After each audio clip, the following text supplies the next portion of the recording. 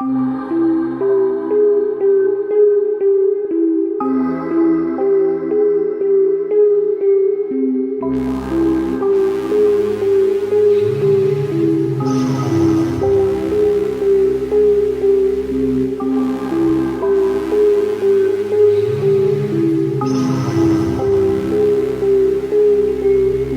and welcome to Journey Through Sci-Fi. My name is Matt. And my name is James. And this week in our series on time travel, we're going to be looking at two films that deal with the concept of memories interacting with the form of time travel that our protagonists undertake.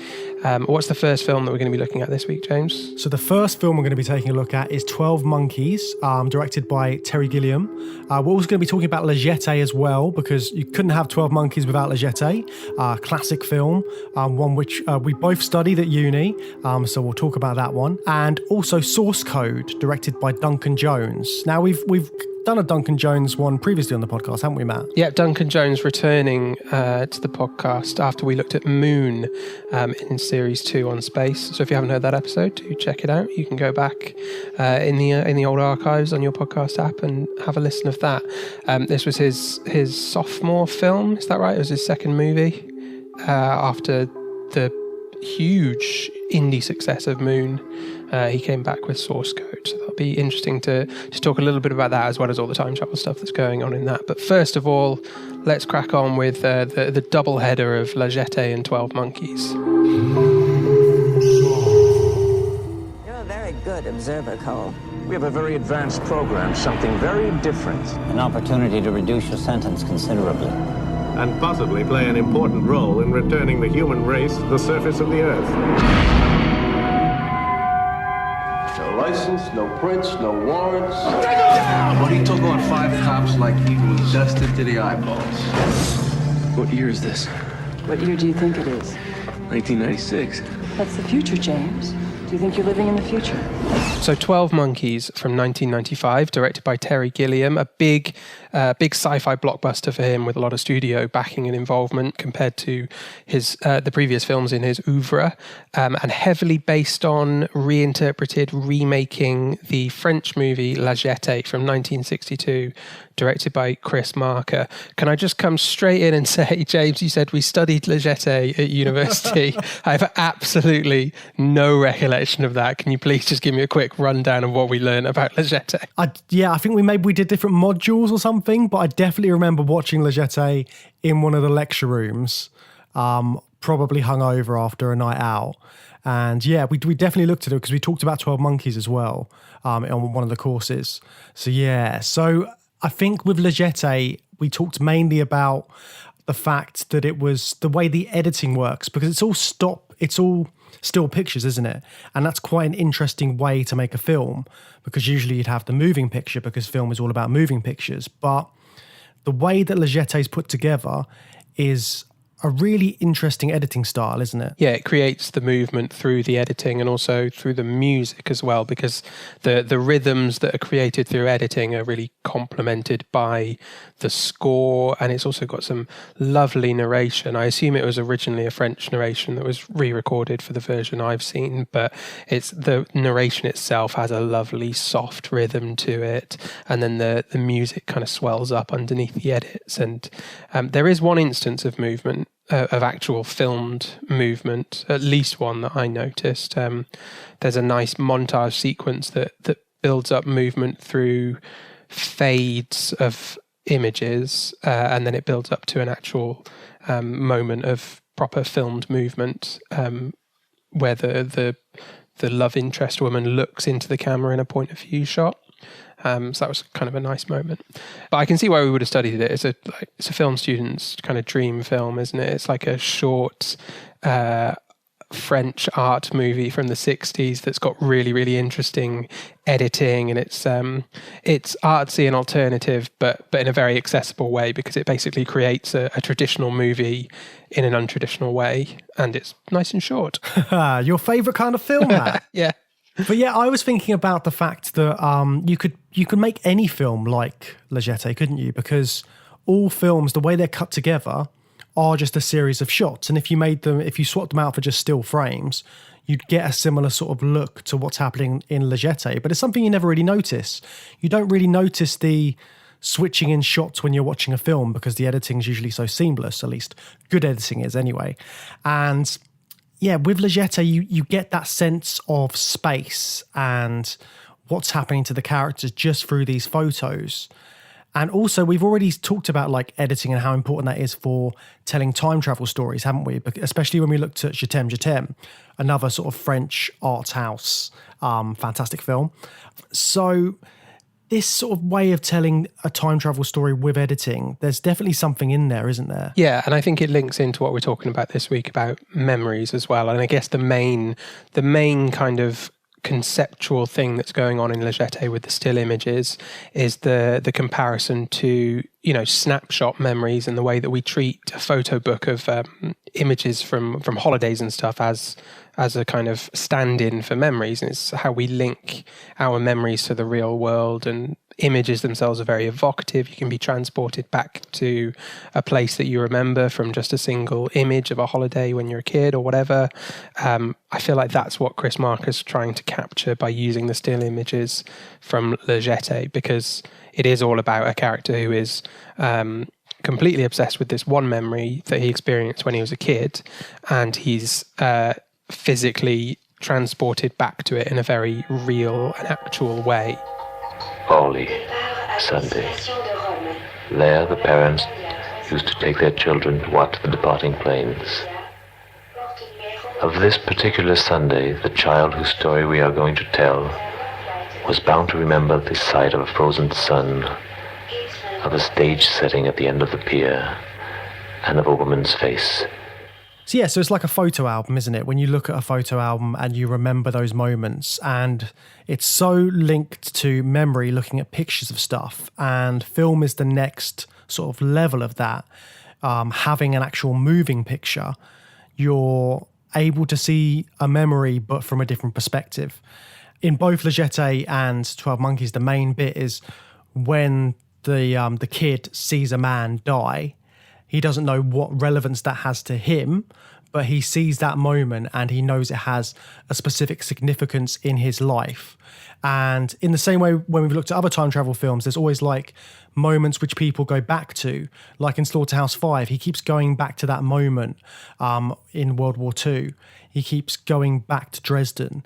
There's moments in people's lives that people keep going back to. And 12 Monkeys and Le Jetée definitely show that. So how is Le Jetée different? So the time travel's a little bit different in Le Jetée as opposed to 12 Monkeys, isn't it? Yeah, there's no real time machine in Le Jetée, I don't think.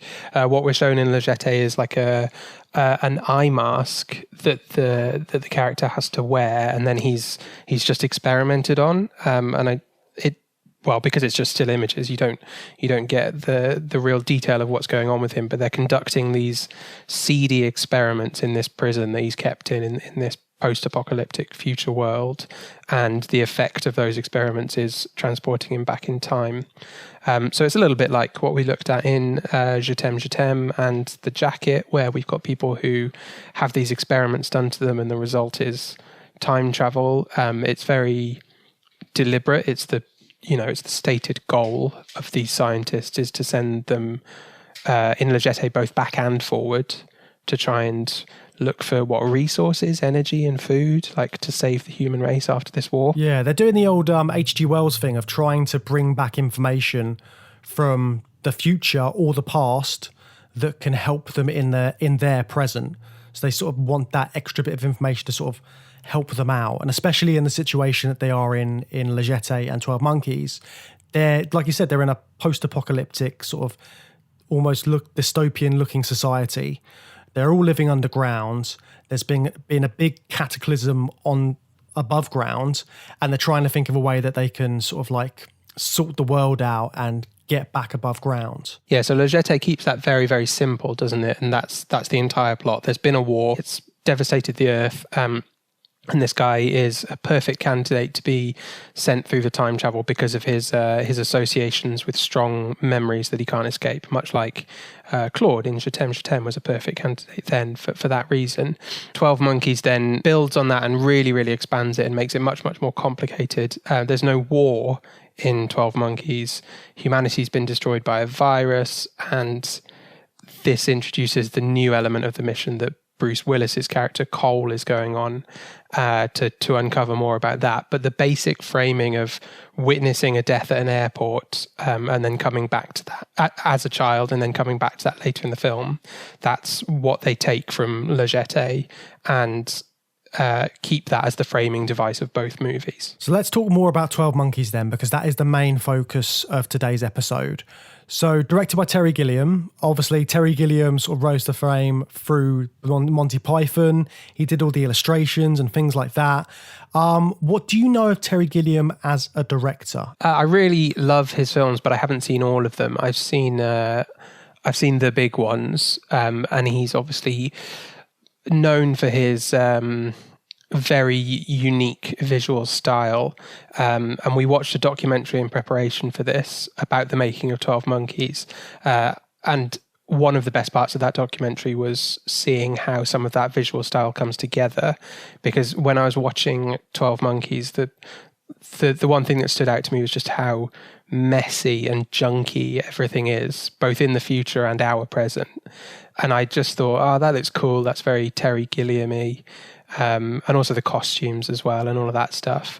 Seeing how all of that was put together and the actual process of that was really, really interesting because it kind of filled in some gaps. Obviously, you know that film is a collaborative medium, but there is also a bit of the myth of the director. You kind of just assume it's like, Terry Gilliam came up with all of that and then it just happened. But seeing the work that his collaborators went to put that vision together is really, really cool.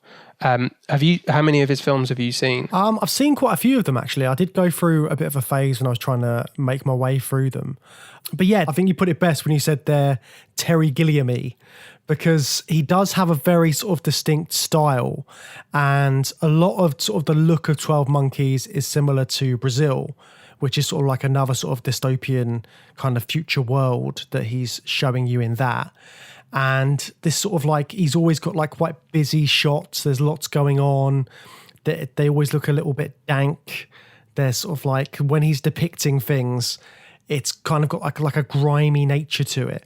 But it's kind of like Terry Gilliam in himself is quite a busy person from the sounds of it. Like, he's always got a lot going through his head, and he thinks in such a very like vivid visual way, because obviously being an artist, like painting and stuff like that and drawing, he's got that side of him. So he's kind of like, he thinks in that way visually, which I think with some of his films, because he thinks in that visual nature and he gets so obsessed with that, sometimes the storyline can be a bit sidetracked because he's so intent with his vision. Sometimes the other stuff sort of like gets sort of like mixed up along the way. Yeah, well, he was the animator primarily I think that's unfair, but he may be best remembered for his animation work in the Monty Python group. And those films, I agree, have that very distinct visual style. It's grimy, it's grim, dystopias. It's very different from the kind of animation he did for Monty Python, but you can trace that similarity in that the animation in Monty Python is very grotesque, isn't it? It focuses on gross details for humor. And then you see it in his films where he's focusing on these gross and grimy details, but in a very, I was going to say realistic, but it's not realistic. It's hyper realized in the films. Yeah, it's a satire of those things. Yeah, because he's very sort of like, all of his films are like, do have an element of satire in them. Because you look at Time Bandits and Brazil and The Fisher King as well. All of those films have kind of like a satirical nature to them. I mean, Time Bandits has such a bleak ending when the kid finds his parents and they're dead. Yeah, so it's like, it's things like that happen in his films that are sort of like on the dark side. But yeah, so he's a very interesting character. I mean, you talked about the documentary we had a look at before this. It's a fascinating documentary. You can find it on YouTube. It's called The Hamster Factor. And it's directed by a couple of guys, Keith Fulton and Louis Pepe. And so they filmed an entire documentary around the making of 12 Monkeys. And you can really get an insight into how Terry Gilliam works as a director. Like there's one shot, the reason this is called the hamster factor as well, by the way, is because they talk about one shot in the film where there's a tiny hamster on a wheel in the background whilst Bruce Willis is injecting himself. Gilliam was so obsessed with getting that hamster to move at the right time, they shot that one scene again and again until they got the performance he wanted out of the hamster. And it's such a small bit in the shot. It's crazy to think that they went to that much effort to get it done. Yeah, and crucially, the point being that it made no real earthly sense to anybody else on set why the hell there was a hamster in a wheel on this scene where Bruce Willis is drawing blood from himself in the futuristic dystopia. But it was something that he wanted, and it speaks to him being this very visual director. Like you said, it's these little details that he wants to pick up. But I also think that's really interesting that then this is him stepping into the more studio film where there's a pre-existing plot, and it's a good plot, and it's based on an interesting pre-existing film that they're kind of remaking, and they've got, big name Hollywood screenwriters to develop the script for it. Again, that collaborative process around someone who's maybe primarily visually oriented is really important in the filmmaking process and how you make a film as good as 12 Monkeys, I guess. Anybody working in the film industry is surrounded by so many people who seem to accept a certain worldview at any one moment, at any week. And films get made by people agreeing with that, and I want to stay away from that. I want to offer up other views of what the world might be like, and I've really been lucky getting my films. They fall through the cracks at the right time, it seems to me. Somehow the system isn't as good as it ought to be. So the system should be excluding me in my work, but no, we somehow managed to get through there. So let's talk about 12 Monkeys and its relevance to sort of time travel then, because it is a very time travel heavy story, isn't it? Although you can interpret it in a different way, because I think the initial sort of idea that Gilliam and the producers had is they wanted it to be unclear as to what exactly is going on. And I think the film does sort of give you its answers as it sort of runs its course. But at the start, there's sort of that question as to whether what you're being shown is real or whether it's Cole's fantasy and it's all in his head and he is actually crazy. So what did you think about that sort of aspect of the way that they used this idea of madness and the actual time travel? I thought it worked really well in the film, but I never really thought there was any question about what the true reality of the film is. There's a lot of misdirects. The biggest one is that the army of the 12 Monkeys has nothing to do with the virus that Cole is out there trying to track. And I always forget that every time I watch the movie, and I'm always taken by surprise by it. I'm just like, oh yeah, the 12 Monkeys guys are just animal rights activists, and they don't do anything worse than freeing a load of animals from a zoo.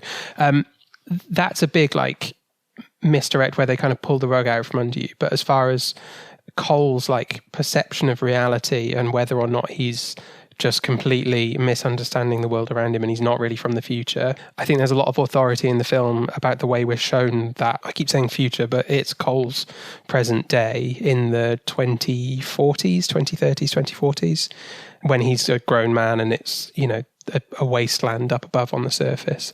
I never thought there was any doubt, and I thought that was really interesting watching the making of documentary and seeing how that was such an important thing to all the filmmakers, that there should be this doubt as to whether Cole's just completely insane and lost his grip, which I just don't think is actually there in the film, even when Cole's saying it himself and starting to believe that there is no distant future, and he's, what's the word he uses? Is it mentally divergent? Yeah, I think that's it. Yeah, which is the terminology of the asylum that he ends up in on his first trip in 1990.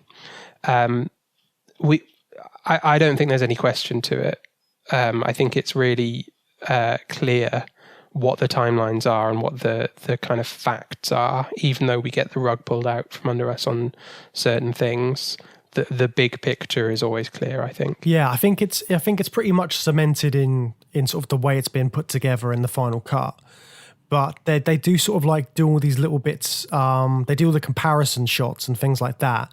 So Cole in the future is in a cell, and then when he goes back to 96, he's in a cell again. So he keeps going through these sort of like comparisons of this is what the future looks like and this is what 96 looks like, and there's not much difference. He comes across a couple of guys in the streets and they instantly try and rape the woman. That's the first thing they do. That's a very sort of dystopian society that's being depicted in 96. And then you look at the asylum and the way the asylum sort of looks, and that looks very similar to his sort of like enclosed life of captivity in the future as well, in sort of like the weird cells and everything that he's in. And it's all sort of it like there's loads of people everywhere and they're all sort of like unruly, just like they are in the asylum. So it's got those kind of like little comparisons at the start, which I think try to lead you down that route. And I think if they'd cut it together differently, you would go down that route. But like you said, because it's so sort of like cemented as this is the future, this is what it looks like, then you kind of have less of that, but you do still kind of like get these weird comparisons. Yeah, I hadn't picked up on a lot of those, but you're right. And then to add to that, there's also that like disembodied voice of a fellow inmate in the future that's also kind of stalking him in the 1990s. And you don't see the guy until much later in the film. You don't even know if he's real or just imagined by Cole. So there's a lot of that like seeding doubt in Cole's mental state. But for me, the main thing was there's a very, very long prologue sequence where we start in the future. Bruce Willis goes out into the post-apocalyptic world. He's told that he's going to travel through time. And all of that stuff happens before we ever get into the 1990s. And that was what kind of locked in the time travel narrative as indisputable for me. And like you said, they could have brought it out more. And it's just interesting that that's not what they did with the final cut of the film, considering it seemed to be something they were really interested in the production. I think, yeah, the fact it is a Hollywood film as well, they needed to have that sort of like, they need to make it fantastical enough that it's understandable, but not try and do too many complex sort of metaphors in the storytelling as well. They paint this, they stencil this on the sides of buildings everywhere. Have you seen this? Mr. Cole, have you seen this? why don't you just take your time and try to explain this whole thing from the beginning? Right, it's 1990. Okay, that makes sense. They wouldn't have been active yet. Okay.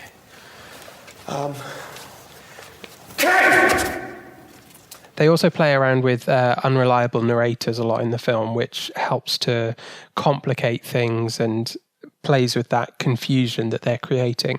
Cole is obviously an unreliable narrator. He's not mentally equipped for time travel, and he says that himself during one of his trips back to the future, that it's causing such stress to his brain, and he thinks humans just aren't capable of doing it. Brad Pitt's character Goins is completely unhinged throughout the film, never seems to be telling the truth or the whole story, and that's why we get led down the route to not realise that his group is a complete misdirect on the part of the plot. And even Catherine, the love interest, over the course of the movie and her interactions with Cole, she starts to even doubt herself, and she's really drawn into his web of craziness. And it gets to a point where she starts off so certain of her authority and understanding of what's real and what's not. And then towards the end of the film, she's completely lost her grip on that.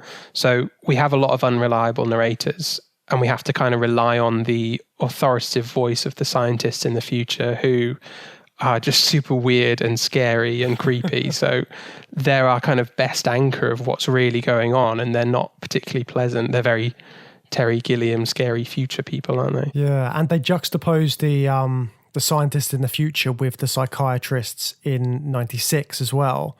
So they've got this panel of people which are sort of judging them and sort of putting them under that scrutiny as to whether their memory is reliable and what they believe is actually real. But Cole as well has this, the reason he's picked to be a time traveler is because he's supposed to have a really good memory, because he can absorb information. So he's looking at, there's one bit in the film where he's with the scientists And he's showing a picture on the wall, and there's lots of facts he's given, like where the virus goes to in all the different countries and that kind of stuff. So he's given quite a lot of information to process. But obviously, going through that whole time travel experience and being told by everybody else that you are crazy, you would kind of like veer on the side of believing that as well, especially given the future that Cole is living in. It's ravaged by this virus. Everyone's living underground. Whereas there's one moment where after Cole goes and visits Jeffrey at his dad's party, he comes out and then he meets Catherine, and just before he disappears again, he's dancing around in puddles and stuff and saying how much he loves the frogs and the rivers, and he just loves the world that he's living in at the moment. You can understand why he would want to believe that he is mad, because going back to that future with such sort of like little prospects for his life, it seems like a much better scenario, doesn't it? Yeah, he's treating it halfway between just embracing the possibility of being crazy and maybe even being like dead, and it's just a heaven for him to be away from all the craziness of what he understands to be the present, and in this clean, I was going to say safe environment, but it's not. He's about to be arrested at that point in the film, but it's less hostile than the world that's just falling apart that he's grown up in. I want this to be the present. I want to stay here, this time, with you. But you mentioned that he's picked for his good memory, and it's slightly similar, but they've done a bit of a different thing to Le Jetée. So in Le Jetée, he's specifically picked because he is the type of person who is fixated on one moment from his past, which is witnessing this death in the airport. Whereas Cole, it's much more pragmatic. He's selected because he's just someone with a good memory, and that has a practical use for the mission that he's sent on, which is a fact-finding mission. Like you said, he's got to remember the path of the virus. That's going to enable him to gather more intel.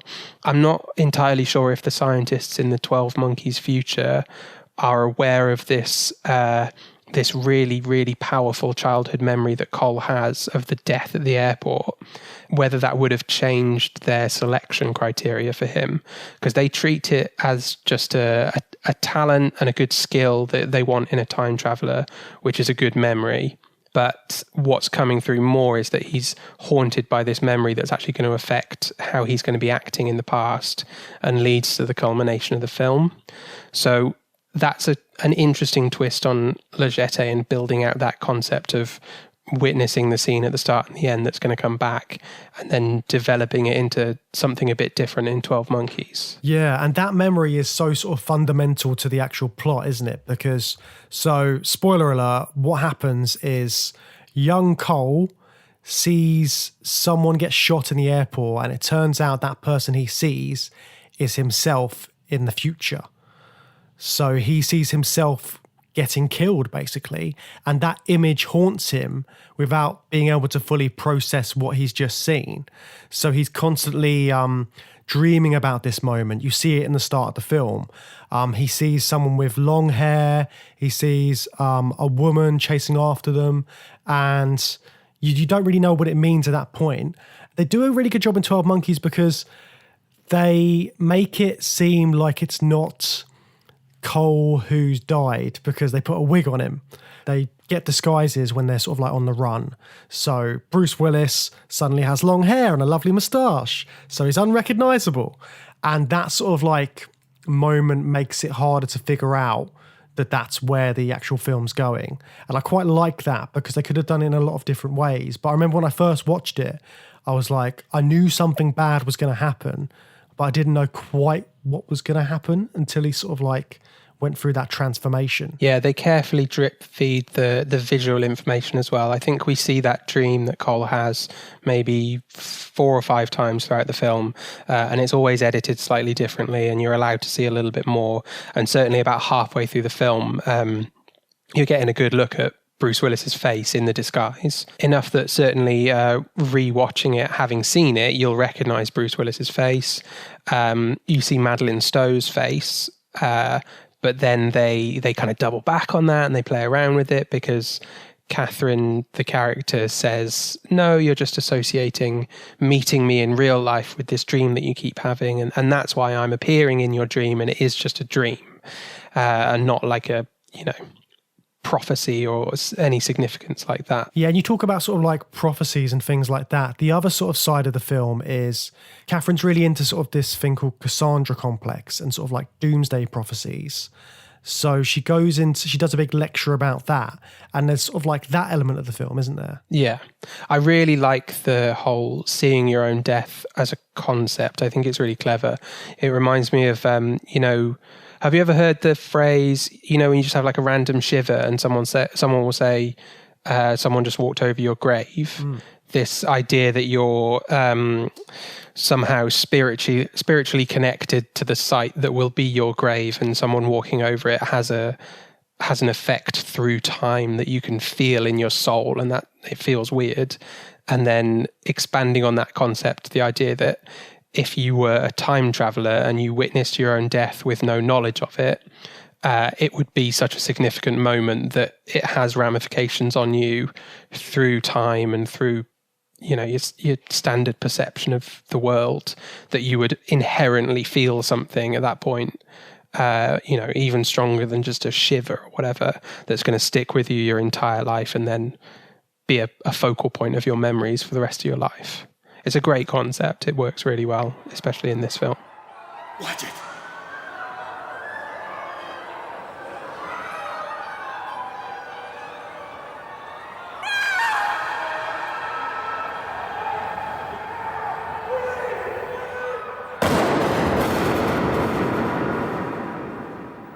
And the way this film sort of like talks about life as well, and there's one line in it, I can't remember the exact wording, but they're watching Vertigo, an Alfred Hitchcock screening, and then Cole's talking about how you can watch a film like 100 times, but every time you go back to it, you'll get something different because you're a bit older. You're a bit different. You're not the same person who watched it last time, so you'll notice something else about it. And I think that's a very sort of self-referential line to have in the film, because Cole is noticing things about his own life. He's noticing sort of like he knows he's coming to this sort of like big conclusion in his life, whether he's sort of like fully aware of it or not. He's going to the airport. He remembers being in an airport. He remembers the place. And then he keeps going, I remember you, to Catherine. And now he kind of knows why when she's finally dyed her hair. So it's this sort of like getting greater understanding of things when you go back again and watch them. And that's kind of like another time travel thing, isn't it? Because you bring a different experience to it. Even though you're rewatching the same memories or the same film, you're adding something to it. Yeah, and it was another interesting connection to La Jetée, because there is La Jetée makes a similar reference, but it's much less direct. The characters in that just go to like a museum, and there is a crosscut of a tree, which is exactly what happens in Vertigo. I thought it was interesting that 12 Monkeys had the characters literally watching a film and then commenting on the nature of time and film and self-perception, or rather perception of a film when you rewatch it, because they don't take a lot of the stylistic stuff they don't take any of the stylistic stuff from La Jetée, the stills, the stuff that's to do with the form of cinema to tell the story, but they do come back to this same reference with Vertigo, and they do it by having characters watch a film and comment on it.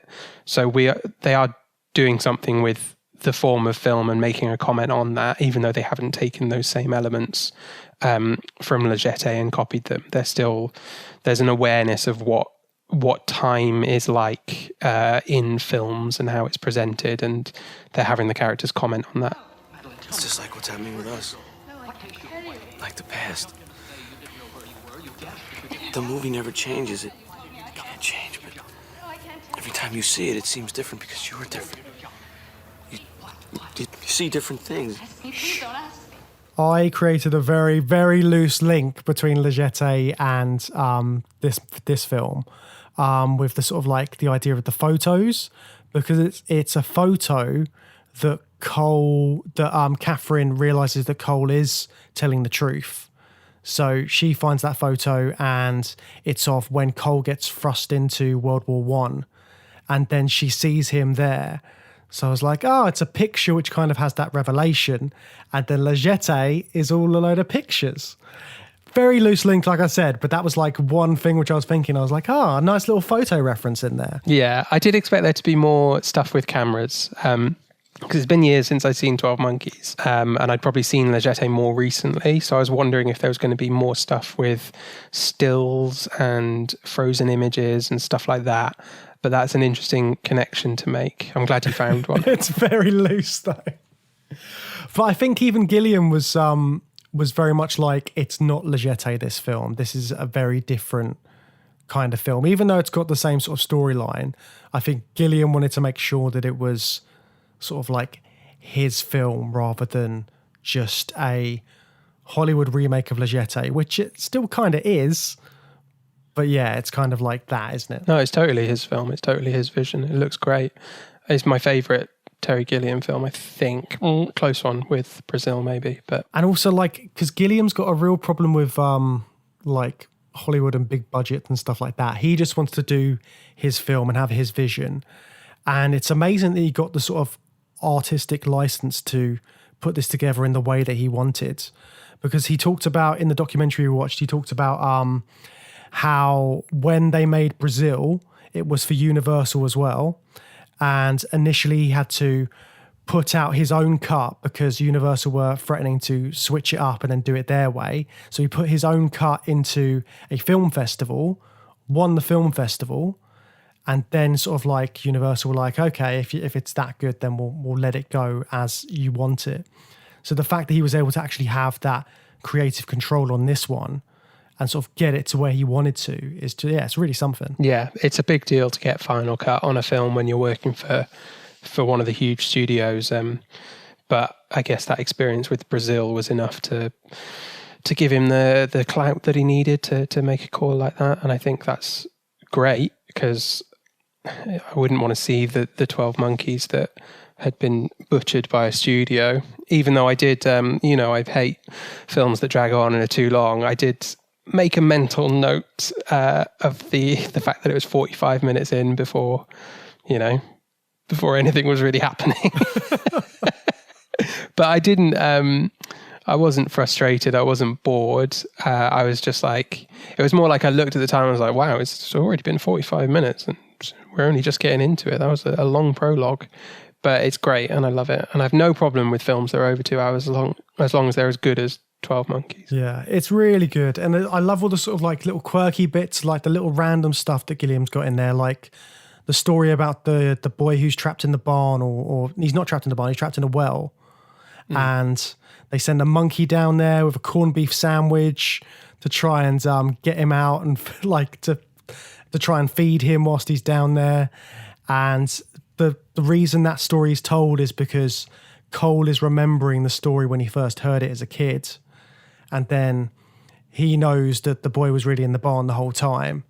And it's little funny things like that, which are like really sort of nice little quirks that Gilliam's added in there. That story almost feels like another misdirect when you're watching it again. Like, is this going to have personal significance to Cole? It does end up having significance to Cole and Catherine in the plot, because it is that sort of verifying story for Catherine that helps her believe his story. But I wondered if there was going to be more, like, does he know the boy or something like that? Yeah, there's lots of those like misdirections that come into it, misreading signals or misinterpreting information. And yeah, like Catherine gets dragged into that and goes from this really like respected, sensible psychiatrist into being dragged into Cole's world of former mental patients. Wackos everywhere, plague of madness. Come on, let's go. In fact, very few, Jim. Very few of us here are actually mentally ill. I'm not saying you're not mentally ill. For all I know, you're crazy as a loon. But that's not why you're here. That's not why you're here. It's not why you're here. You're here because of the system. What did you think of the relationship that they're forming together in the midst of that, in the midst of all that craziness and misunderstanding of the world. Well, I remember when I first watched it, I was really into sort of the love story aspect of the film. And that's sort of like, I really got into it the first time. I remember being sort of really moved by the end of it when you finally see Cole die and then Catherine sort of like holding him. This time round, I didn't feel it as much as I did the first time. I don't know what it was, maybe because I know how it ends. But yeah, it's weird, isn't it? Because it's got that sort of like we've seen before, it's got that love story element to the time travel and the sort of like the tragedy as well of their sort of love, because he can't really be with her because he's from a different time. And just when you think they're about to sort of like have a happy ending, it doesn't happen. And that's such a sort of like recurring thing in these time travel films, isn't it? The tragedy and this sort of like tragic love story. Yeah. In one of the quotes in that documentary film was Bruce Willis saying that he considers it a love story. I think it was just like a red carpet interview sort of thing. So I don't think you can't put too much weight in that statement, but I found it really interesting in the same way as you, I guess, rewatching it. It is a love story, but there's like no romance. It's not romantic at all. They're not falling in love.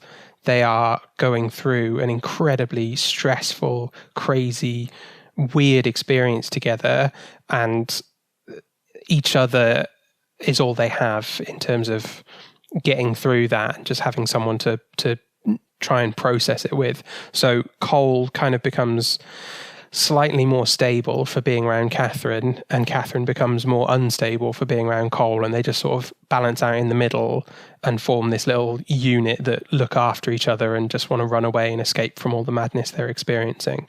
But that's not romantic and it's not sexy, but it's very powerful and it's a really good story, I thought. I can't believe that everything we say or do has already happened. We can't change what's going to happen, and 5 billion people are going to die. I want the future to be unknown. I want to become a whole person again. We talked about the time machine in Leggete. The time machine in 12 Monkeys is different, but you only see it once, don't you, in the film? And it's not the first time he travels in time, because I think through most of it, he just sort of appears and then disappears. But there's one scene where you actually see the time machine, and it's quite something, because again, in this documentary we keep referring to, you see how it was built, and it's like a big sort of like it's a turbine or something, isn't it? It's like a massive bit of machinery in this warehouse or factory. Well, it's something, 'cause it's like a whole wall. It takes up a whole massive wall. Yeah, and then sort of like Cole's put in this weird tube, a bit like the tube sort of like in E.T. and like in all of those Contagion films, where there's sort of like, obviously this is set in the time of a deadly virus, and he's in this tube, and then he's sort of like just put into the machine and he just blasts off into the future. I thought that was it's quite an interesting sort of mix of time travel ideas and things like that, because it's got the sort of experiment element to it, but it makes it a very sort of like a physical medical procedure, doesn't it? Because he's injected and he's in one of those sort of like containment units before he sort of like blasted off into this machine. It looks a bit like a CAT scan, doesn't it?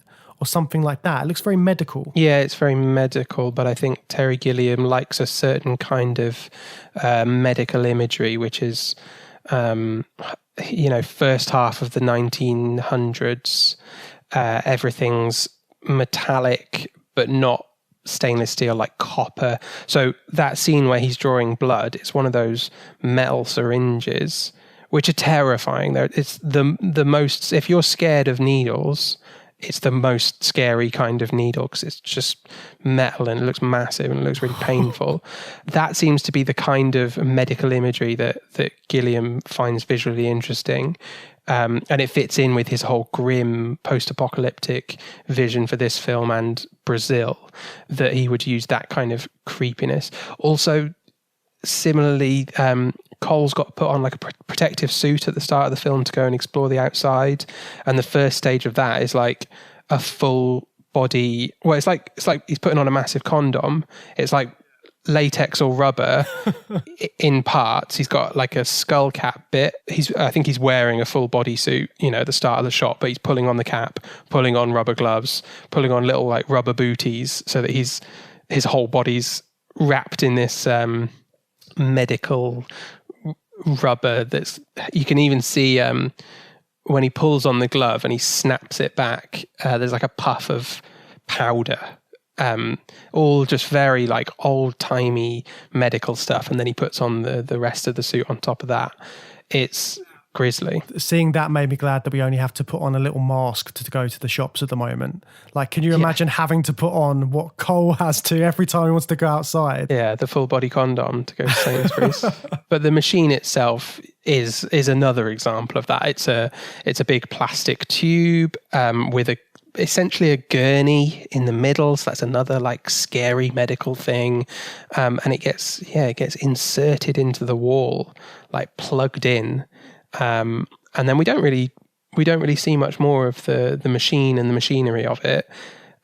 He is then just back in the past, as per the other ones, which, like you said, are just sort of disappearing and reappearing in a new location and a new time. It reminded me of, in certain films where they're sort of like transporting letters and they put them through those pipes and then they can blast off. That's basically what happens to Cole. He's sort of like blasted off through these pipes to where he needs to go. But also the sort of idea of the found objects in this sort of dystopian world, it's... because we talk about it being sort of like dark and grimy and all that kind of stuff and sort of like old-timey. That's a very deliberate thing, isn't it? Because it's kind of whatever these people of the future were able to scavenge and put together to make these things. Because obviously they can't go onto the ground, they can't go above ground now. So they have to sort of just grab what they can and then sort of repurpose everything. So I know a lot of the sort of set design is repurposing of objects. So I found that like another sort of interesting aspect of the sort of visuals of the film. Yeah, and it works really well and it looks really cool and it builds up this salvage, scavenger world of the future that Cole's from. And it informs decisions that he makes, like eating a spider when he's in the hospital at the start of the film, which isn't explained for like another 20 minutes or something when he's back in the 2040s. And he says he didn't have anywhere to put a specimen. So it's like, so I ate it. And he's just like, he's trying to do a good job. He's just trying to be a good time traveler. And, we're pretty disgusted as the audience because we watched him swallow a spider. The scientists are just like rolling their eyes. But then they do credit him for that later, I think, don't they? They're like, do that again. That was really good. Good thinking. I'm thinking about the spider, Cole. Try and do something like that again. Just relax now. Don't fight it. We're sending you to the third quarter of 1996, right on the money. I think all of the performances in this film are really strong. Like, if you think that Bruce Willis was coming off of doing films like Die Hard and things like that, and he was really this action star, to do a film with Gilliam and just have to show so much raw emotion is such a thing to do. And obviously, like Brad Pitt as well. We haven't really talked about Brad Pitt, but his portrayal of Jeffrey Goins is really great. He like plays a madman pretty well. And when we were talking about The Jacket, we talked about Daniel Craig playing someone who was in a mental asylum.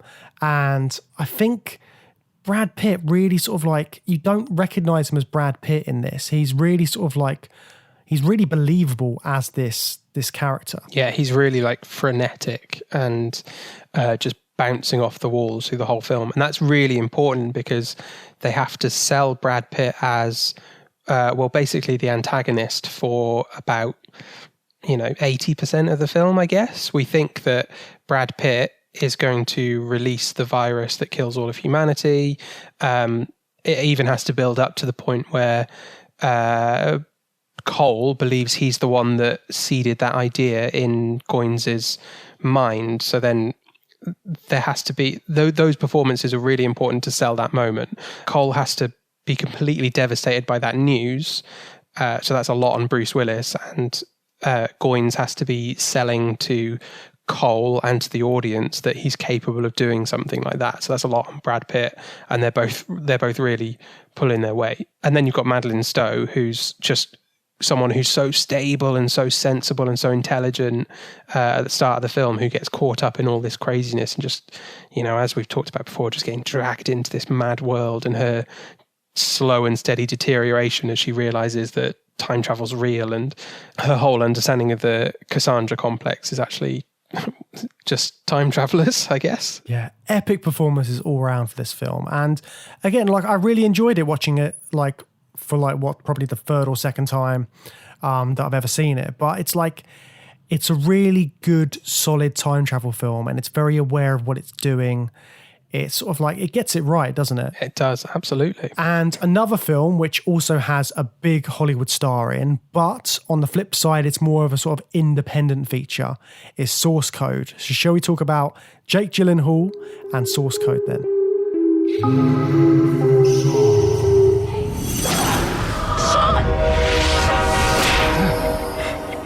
I took your advice. It was very good advice. Sean. Look, I can see that you think you know me, but I don't know who you are. My name is Captain Coulter Stevens. You're kind of freaking me out.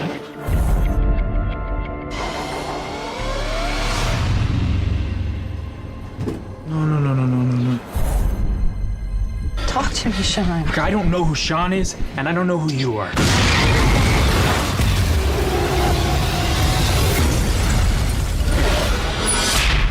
Welcome back, Captain Stevens. Where am I? You are inside the source code. What is the source code? It's a computer program, Captain. So Source Code from 2011, starring Jake Gyllenhaal and Michelle Moynihan. Directed by Duncan Jones, who, as we mentioned earlier, we talked about when we discussed Moon last series. So in this film, we've got a soldier, Jake Gyllenhaal, who is waking up in someone else's body, and he's experiencing a time loop again. We talked about time loops last week, but it's a kind of different take on the time loop. And we've got Jake Gyllenhaal in the centre of that, experiencing someone else's time loop. It's kind of got a Quantum Leap kind of vibe to it, doesn't it? Yeah, definitely. I think that's very deliberate as well, isn't it? Because he looks in the mirror at one point and it's very Sam Beckett seeing a different reflection. Oh boy. Yeah, I kept just thinking of Quantum Leap when it started. I was like, oh, and he's jumping into the next body. And is that how it's going to end? He's just going to keep jumping through time forever?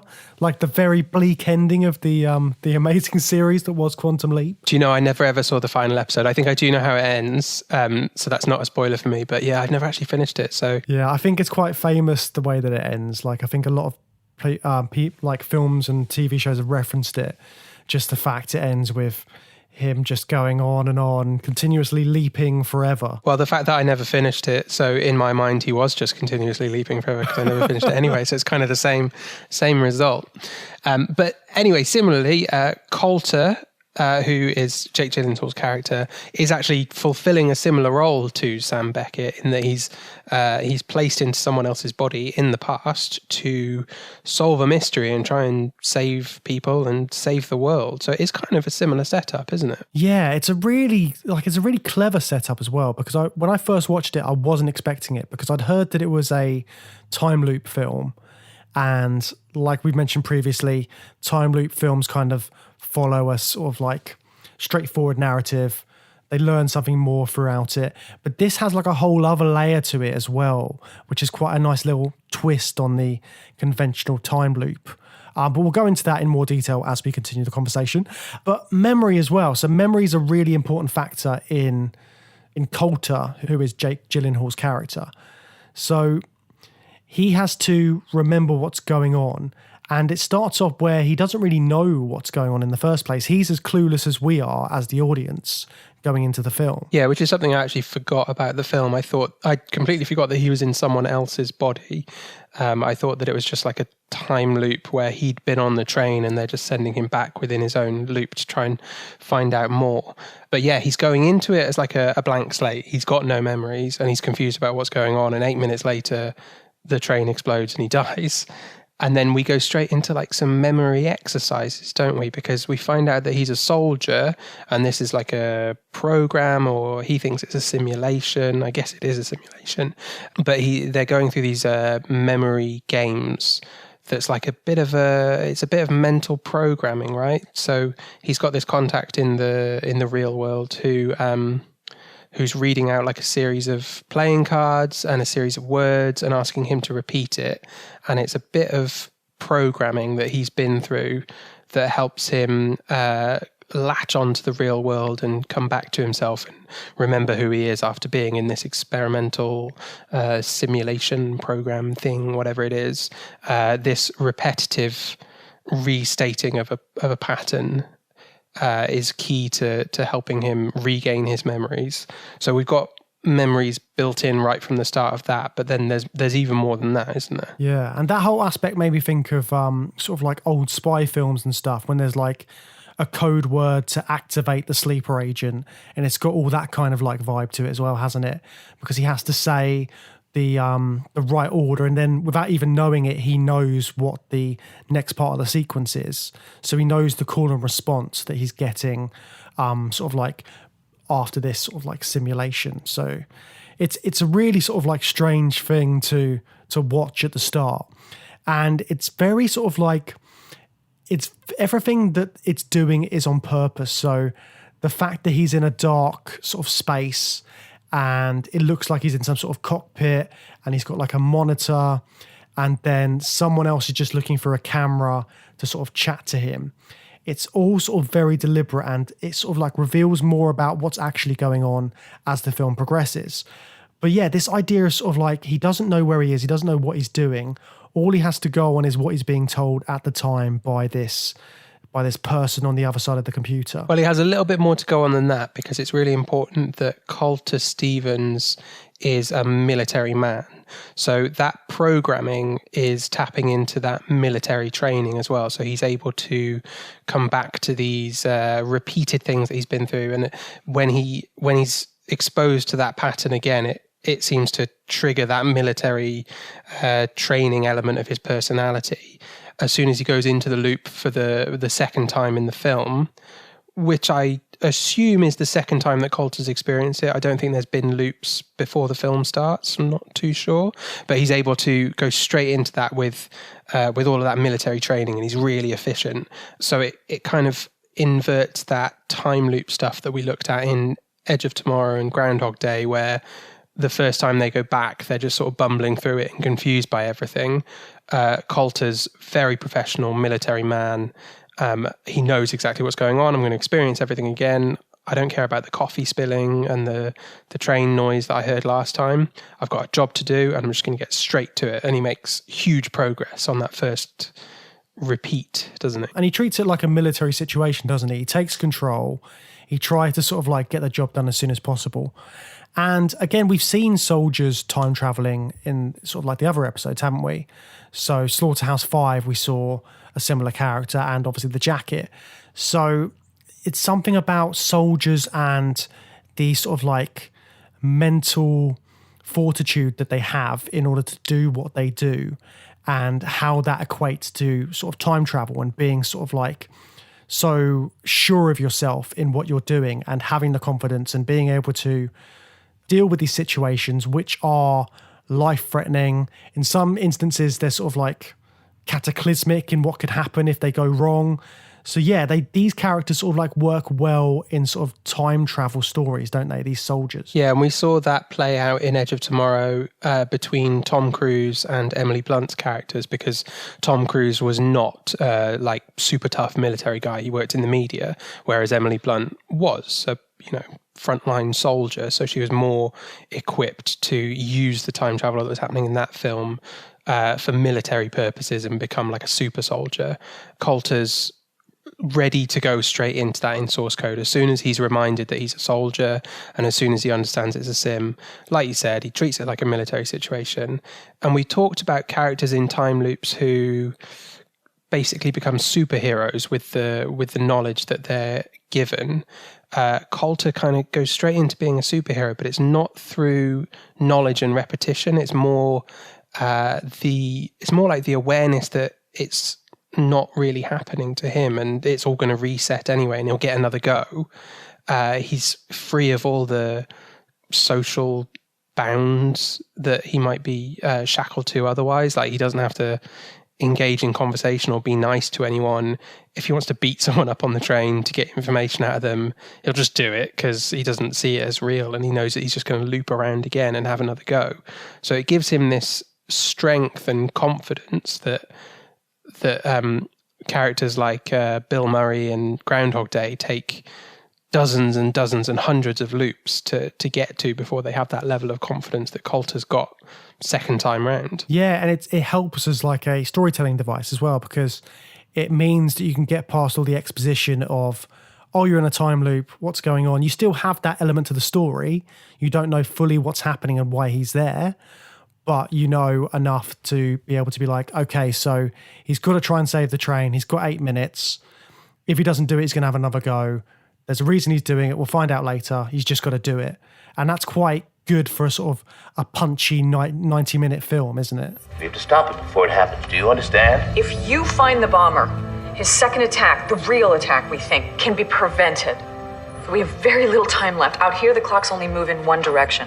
So similar to 12 Monkeys, we also have another time-traveling film where our protagonist is really struggling with the psychological impacts of the repeated time travel that they're going through and how that's affecting them. What are the kind of impacts that Coulter's experiencing through Source Code, and how's that similar to Cole from 12 Monkeys? So whereas Cole was trying to keep hold of his reality, it feels like Coulter is sort of like, there's bits of his past which he's still holding on to, but he's not as sort of focused on that. In his head, he's going to just do his job and then that'll be done. Whereas Cole never really sort of like focuses on just doing his job, does he? Because he's got so much going on in his mind. He does at points, but he never seems that bothered about. So the main reason that Cole's doing the time travel is so he can get a pardon. So he's sort of like a convicted felon in this weird dystopia, which we didn't really touch on. Yeah, so he's trying to get a pardon in that. But it's not really a central focus of the film. You don't really think about it that much. And neither does Cole. When he finally gets his pardon, he's not bothered.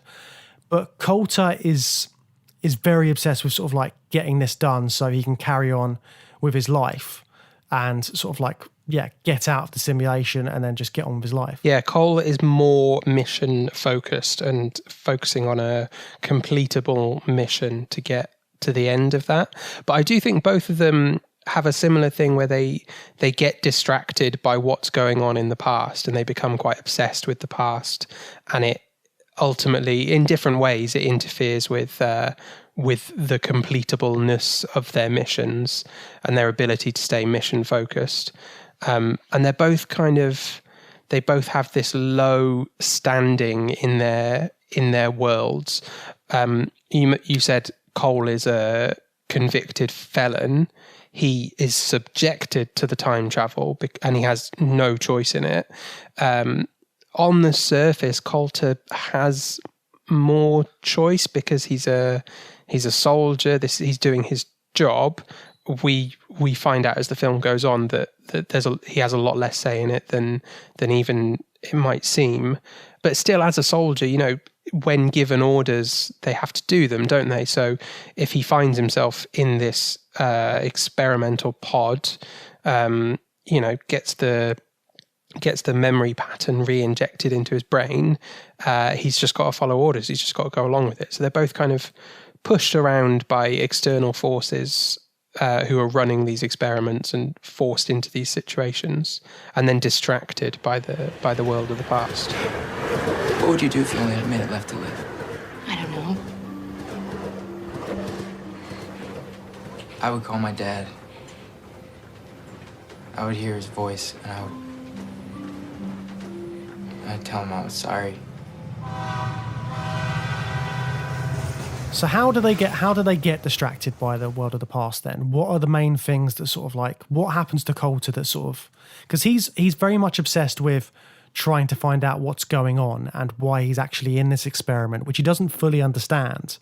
So what is it that sort of like draws him into that focus? Well, I think Coulter never fully understands the experiment that he's going through, although I guess the point is that, or maybe he understands it better than anyone, and and that's why he gets so distracted. But fundamentally, he thinks that he can change the past by being in the source code.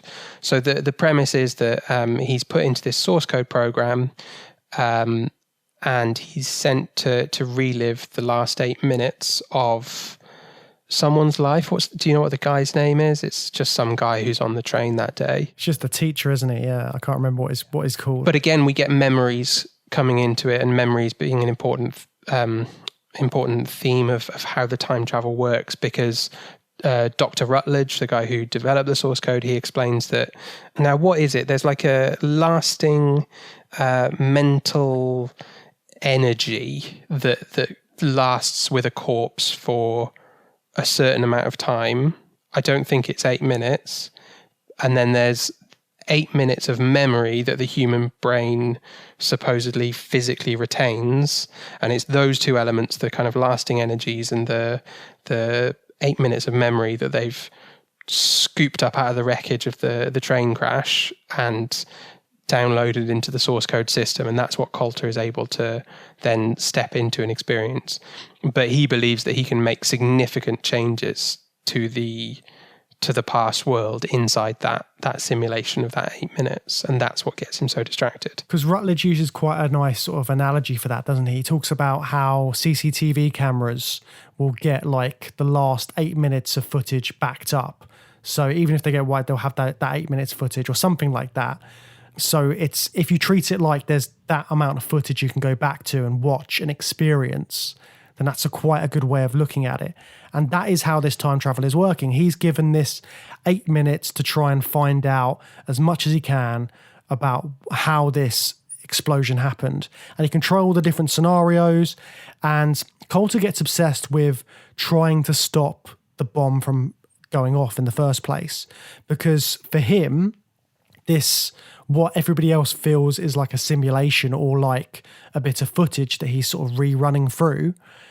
It's a real experience for him. He's there. He can sort of like feel the ramifications of his actions. So he's convinced that he can save these people on this train, and it will actually help in some way, even though he can't sort of like express that to Rutledge and everyone sort of like on the other side of the program. Well, Rutledge and Goodwin are existing in a world where the train crash has already happened and they can't experience what Coulter's experiencing. They are more focused on what might be coming next. So it's a terrorist attack that's destroyed the train, and they believe there will be further attacks, and that's Coulter's mission, is to just extract more information so they can hopefully prevent the next attack. But because Coulter is experiencing it so vividly, he doesn't exist in that same world as them, where the train crash has already happened. So he becomes obsessed with this little digital universe that he's been inserted into, where there is a possibility to stop the train crash, at least for those digital versions of the people on the train, including Christina, this girl that he wakes up in front of and has a conversation with every time he starts the loop. So he's building that relationship in a similar way that Bill Murray did with Andie MacDowell, just through seeing her over and over again and speaking to her and getting to know her bit by bit, developing those feelings that make him so attached to that world. And it's like 12 Monkeys in a lot of ways. So just as in 12 Monkeys, they're going back to the past to bring back this information that will help them in their present. That's what's happening in source code. If Coulter can find out who the bomber is, then they can sort of solve this problem that they're having at the time. Just as Cole, if he could find out more information about the virus, then he could help the scientists in the future find a cure so they can sort of like save the world. So it's this idea of sort of bringing the knowledge back, which is sort of like coming through in both these films. Yeah, and both the characters are also told by their scientist teams that they can't save anyone in that world. They are already dead. So Michelle Monaghan's character in Source Code was on a train that crashed earlier this morning. She's dead. She's gone. And to Cole in 12 Monkeys, all of the people in the early 90s, they died from this virus. You know that. You grew up in the world where they're all dead. You can't do anything about that. It's just a fact-finding mission to help our present for both of these characters. But particularly in Coulter's case, he can't accept that, and he can't move on from that idea. But it's a really interesting thing for these time travel films to be doing, because so many time travel films deal with going back and changing things and then being able to do that and what happens when you do that. But in both of these, they're being told you can't actually do anything. And that, especially in 12 Monkeys, they can't change the future.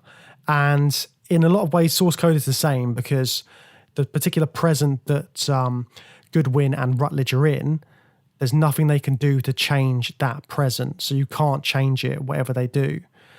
So yeah, I found that quite interesting, because so many, like, whenever you think of time travel, you think of people changing things and making things better, but that's not what these two films are about. Yeah, both of these films are playing by the rules that time is unchangeable and just one solid trajectory that can't be changed. But then they both explore ways of getting around that rule, I guess. 12 Monkeys does it in a narrative way by revealing more of the plot than you were first aware you were getting on first viewing. So the edges are kind of coloured in, and you learn a lot more about the world that you didn't understand at the start. But the thread of time through the film's narrative is consistent and unbroken.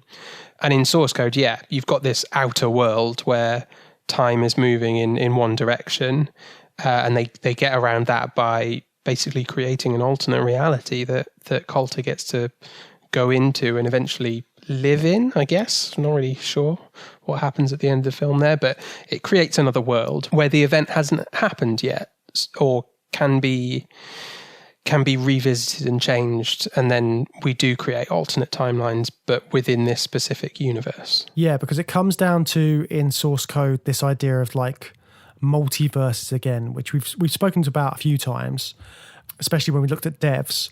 But this is like, it's an interesting use of it, because everyone thinks it's a simulation, but Coulter believes it's not. He believes it's like another reality. And kind of that's what it almost turns out to be at the end. What did you sort of make of that whole thing? Like, what was going on there? Yeah, so I guess we're going back to more spoilers for Devs if you haven't seen Devs and haven't heard us talking about it. I did think it was really similar to Devs in that it is not quite a real world that he's living in by the end of it, but it's such a faithful recreation of the real world that if you're in it, you can't tell the difference, and that's as good as the real world for the people experiencing it, because there's so much detail and it's so perfect. It's kind of complicated in this film by the fact that it's a recreation of a world that Coulter didn't live in. It's someone else's life, and then he kind of has to step into it, like if Sam Beckett in Quantum Leap stepped into someone's life and then just stayed there at the end of the episode. It would be very weird and it wouldn't work out long term for Sam. But that's basically what's being set up at the end of Source Code, is that he chooses to just live inside the simulation and live someone else's life. It's like a little bit of a moral grey area, isn't it? That bit. Kind of. But all of these characters are already dead. So yeah, and it's all like crazy time travel stuff anyway. So, I mean, and sort of like the alternative we haven't talked about. So what transpires in the film, big spoiler. But if you're listening to this, you're probably used to spoilers by now. So Coulter, it turns out he is in a simulation, but there's no chance of him getting out of that simulation, because he, by sort of like, for all extensive purposes, was killed when he was sort of like out serving wherever he was serving. And there's a big sort of reveal where Coulter is told this, and the sort of like the weird little cockpit that he's invented in his mind sort of becomes bigger, and it sort of like widens out. And this whole idea that he's constructed this, and even when they do like little reveals later on where you find out that Goodwin has been talking to Coulter, but Coulter hasn't been replying in the way that you think. He hasn't been using a voice. He's just been typing it up. So he's just been like letters on a screen. So that adds another element to it. So it's never quite what you perceive. Yeah, I think Duncan Jones has shown in this film and in Moon that he's really, really good with like a mid-film twist, because both this and Moon have a huge, huge twist in the plot but he doesn't hold it back until the end of the movie. You find out that Coulter's dead about halfway through, and then the film just continues from there and develops it further. But it feels like I don't know, maybe another director would have told the story a little bit differently, so that you don't actually find out that he's been dead the whole time until you see his like mangled corpse at the end of the film being kept alive on life support with just a head and about half the torso after whatever accident when he was a pilot. Yeah, that sort of midpoint twist is a really and it's like a great thing to do in a science fiction film as well, because it keeps the energy up and it keeps you sort of like that mystery box element we always go on about. It makes you want to know more. You want to find out more about this world. You want to figure out what's going on and get the pieces of the puzzle together. Who are you? You already have that information, Captain. I do. Recall my name. So the main reason Coulter is going back is to try and avert this big crisis, this guy who's got a bomb and he's trying to blow up the city. In both this and 12 Monkeys, we've seen this idea of like a dangerous situation that is going to happen and cause a big catastrophe. And that's kind of why they're doing the time travel, to sort of like find a solution to this. So in 12 Monkeys, it was the deadly virus. In this, it's a bomb. It's kind of got these sort of like, it's got lots of themes about sort of like terrorism and things like that. How do you feel about that as sort of like a time travel theme and a way of sort of telling these stories? These ideas of there's something cataclysmic happening in society, and then how do you get around this? How do you solve this problem? So like with Source Code, the idea of sort of like the FBI looking into people and stuff like that, trying to avert these big crises and stop these things from happening, these terrible things that could happen. So how do you think about that as like a concept? Yeah, I think it's actually quite believable. Although I'm not sure the source code technology is, that's a bit of a stretch. But the idea that the government agencies would be using a combination of extremely detailed surveillance of the public combined with very, very high-level complex scenario modeling to try and consider all the variables and all the possibilities surrounding a terrorist attack. I expect that is exactly what's going on in MI5, MI6, whatever the appropriate government agency is. I'm sure that they are using technologies like that to try and map out these situations and events in real time, post-real time, pre-real time, whatever they're capable of doing. I'm sure that kind of thing is going on. But adding the time travel layer to that is a really nice like twist to give it a bit of to nudge that real world stuff into a sci-fi film. I think it works really well in this movie to just give it a bit more of a sci-fi twist to make it more narrative friendly. Yeah, because obviously this was sort of like all in the sort of public mindset at the time. If you think back to 2011, then that's sort of like people were still had that on the top of their list. They're thinking about all these things, all these sort of like possible dangers. And I think Source Code is like we said, with any good science fiction film, it makes you think about other things. And it does have this sort of like this quite full-on topic that it's dealing with, but it deals with it in a way which is sort of constructive at the same time. So it kind of like shows you the reasoning for why they try and predict these kind of things. They want to sort of like avert these big crises from happening. So I love all that sort of aspect to it. Yeah, and we've also talked before about characters who, we've talked a lot even in this episode, but in several of our episodes this series, talking about characters that are really fixated on one moment from their past. And we talked in our intro episode about how time travel can be this thing where it taps into a very human experience of wanting to go back to a particular moment in your life and see if you could have done things differently. And I guess Source Code is trying to expand that out to a societal level or a country or city level where, like you said, a huge horrible event that's going to affect the entire country or an entire city in the case of Source Code. Normal people would want to go back and do things differently, maybe, but certainly the government would be desperate to figure out a way to reevaluate that or go back and change things and prevent that from happening. So it's kind of expanding that idea of wanting to go back into your personal history and do things differently, and do it on a grand scale and prevent this awful event from happening. It does also sort of like have that darker layer to the technology as well, because the first thing when Rutledge finds out that the source code idea is working and it can be successful in what it's doing, and finding out stuff about sort of like events that have happened and why they happened, and find out more information about them. The first thing that Rutledge says is he wants to make a profit out of it. He wants to have like 15 more source code projects going on at the same time. Imagine all the things we could do with that. Imagine the things we could stop. And it sort of like turns into that sort of like darker side of that technology as well at the same time. Yeah, he's an interesting character because he mixes the science and the business side, because he's looking at the potential business expansion. But I guess you could also argue he's looking at it from a like a scientific point of view, which is that the experiment is a success and I want to expand my experiment for the good that it can do for the country. And yes, it will make me more money because there'll be 15 more source codes across the country, but it's expanding the potential good that it can do.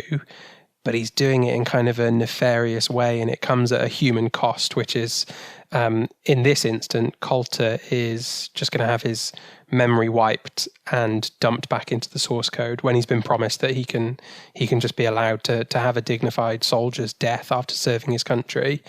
He's not going to be allowed that. Rutledge is actually happy to just keep reusing him, and he doesn't really care about the psychological impact that it's having. Yeah, so he just becomes like another tool, another sort of like computer that he can use. And yeah, that's like a really sort of dark element to it. But also, so Rutledge has like some sort of injury, doesn't he? Like he's on crutches the whole time. I don't know if there was any sort of relevance to that in the whole story, because it felt like quite a deliberate choice for Duncan Jones to do, because this scientist is like, he's maybe like a broken man. There's something there in his character. I don't know if that just wasn't expanded on, but I thought it was a very deliberate choice. Yeah, it's an interesting take, because I don't think Jeffrey Wright, the actor, has any difficulty walking. So that it's definitely... No, he's in Westworld and he's always sort of like leaping and bounding about. But that's an interesting take on what might be going through his head, especially, I guess, dealing with Coulter, who's a character who has lost his physical body almost completely in the film. So he's Rutledge is someone who's similarly losing elements of his body a little bit. But I don't think it's really, they don't really delve into that. He's more just portrayed as someone who's madly obsessed with his work and the greater good, but ignoring the impact that work might be having on people. Yeah, because also when you see... So there's the moment where Coulter sends an email to Goodwin, and when Goodwin gets that email in whatever sort of like alternative reality it could be in, or wherever it is, you see Rutledge, and he's sat by his desk and he looks really bored, and he's saying one day there'll be a big event where we can use this technology and then we can find out if it works. So he's waiting for the next sort of like attack, cataclysmic event to happen. So he's just... Yeah, so that sort of like adds another layer to it, because he wants it to happen so he can prove that his invention is right. Yeah, that's an interesting twist on the character at the end of the film, that's how he's been spending his days. It's a pretty mad depiction of anyone, that they would just spend their entire working day just twiddling their thumbs behind their desk, hoping that it's going to be a train crash or something, and then he can spring into action with his mad science. But I mean, it's exactly what happened in Unbreakable, isn't it? I was thinking that, yeah, he's like Glass, isn't he? One of these days, the right crisis is going to rear its head, and source code is going to have its moment in the sun. Yes, sir. Before we get to that email and that sort of last scene, they sort of up the jeopardy, because there has to be a moment where, because we've seen it before in looping films, that if there's no jeopardy, then they can just continuously reset and do things again and again. But the jeopardy comes in the fact that Coulter has one more chance to go back for these 8 minutes and sort of like make sure the bomb doesn't go off and give it another go, because he's going to be switched off anyway. And then there's sort of like, what did you think about that and the way that they ramped up that tension in that sort of like final act? Yeah, like you said, we've seen it before. I think it's necessary in these films because these time loopers, especially in like a military context, can become just more and more powerful because they get more experience and they become a better soldier and they get infinite lives in the video game of these films. So there has to be higher stakes. It's done quite nicely in this film because that narrative device of this time it's for real, no do-over, that narrative device is kind of combined with the emotional resolution for Coulter, which is that when his life support is switched off, he believes that he's going to just live on in this source code afterlife. So those two things, there's added jeopardy. There's like those 2 layers of jeopardy. There's the chasing down the villain and you don't get another chance, combined with the possibility of the happy ending for Coulter, which you should be rooting for if you're enjoying the film, I guess. Yeah, because you don't think that's going to happen at any point, really, because you think that he's only going to ever have that 8 minutes, and you kind of hope that he'll have more. But they really ramp up the sort of like the feelings that you have for Coulter in the film, because you want him to do well. You want him to get with Michelle Monaghan's character, because they've sort of like got that kind of like love story on the side again. They've done that kind of like Hollywood romance thing to the side of the time travel story. So again, like in 12 Monkeys, it's not as much of a emotional connection as you would want, because it's 90 minutes. There's so much going on. They can't really just focus on that love story element. But that seems like part of it and part of the reason you're kind of willing him on. You want him to have that happy ending. You want him to get the girl and sort of like live his life. Kind of. We've talked before about, or I've said before that some time travel romances make me uncomfortable because there's often like an inappropriate layer to time travel romance. And I do think it's here again in Source Code because he's stealing someone else's romance. He's stepping into... There's obviously like, they're not a couple, the guy who he's quantum leaping into and Michelle Monaghan, but they're flirtatious and they've got a bit of a thing going on. They're obviously like, they fancy each other, and he's stepping into that and kind of hijacking this guy's romance. But like I said before, it's fine because they're all dead, so it doesn't matter. But the romantic element of it for me is a bit tainted. And that's why I really like the love story in quotation marks in 12 Monkeys, because I thought that they handled that really well by just removing all the romance from it and just saying that these people are just coming together out of desperation and human comfort for each other. We're not trying to create real believable cinema romance here. We're doing something different with our male and female leads. I think Source Code for me falls into the same category of awkward time travel romance. Yeah, and it's that sort of like, it's the conflict between making a Hollywood film, which wants to have like a Hollywood romance in there, and it wants to have all those elements to try and sort of like get the most audience in and the most sort of like enjoyability for sort of like your average audience member.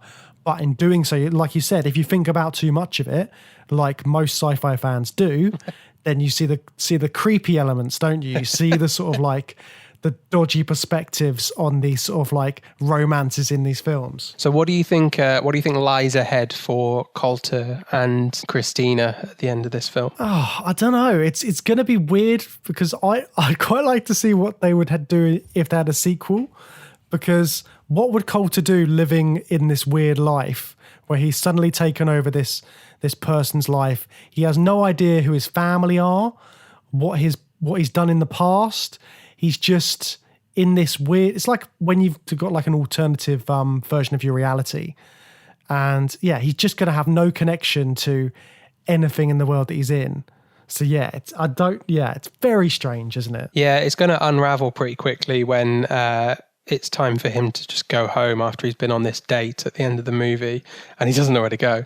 But I think it just works because there's a nice hopeful sense of him being given a second chance at life, and the film just ends at a point where it doesn't have to deal with any of those difficult questions about what's going to happen to Coulter in the future. So I think it works quite nicely as an ending. I can't imagine a sequel ever happening or working for that exact reason. It needs to end where it ends. It'd be Coulter working as a teacher and then trying to work as a teacher, and then it'd be like, it turned into a weird kindergarten cop scenario in my head. Yeah, okay, all right. I'm in. All right, okay, sign me up.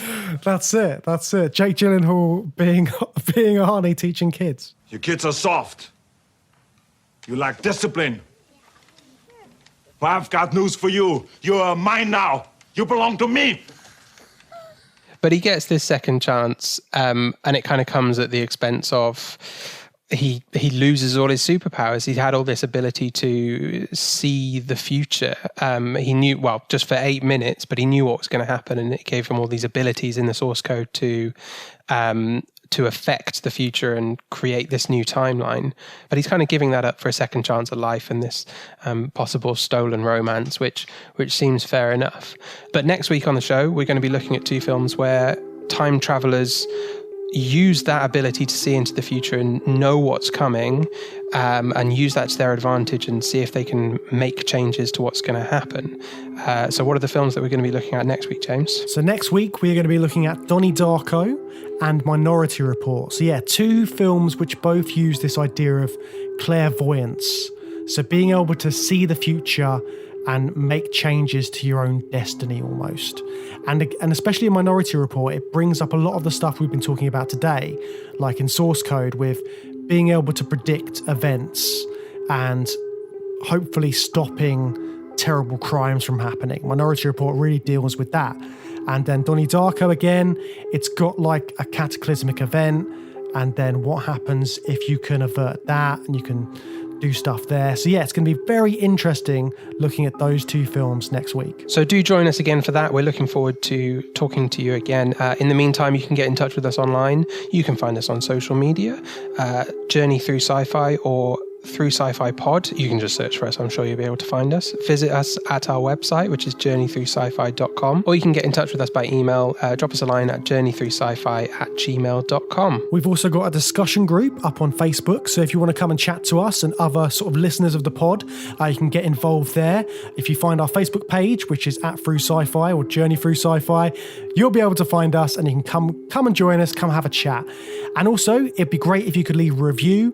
Any sort of like reviews and things like that are always good for the podcast, because it really helps us to sort of like get the pod out there and get more listeners so we can carry on making this for all of you. That's all we've got time for this week. We do hope you'll join us again next time.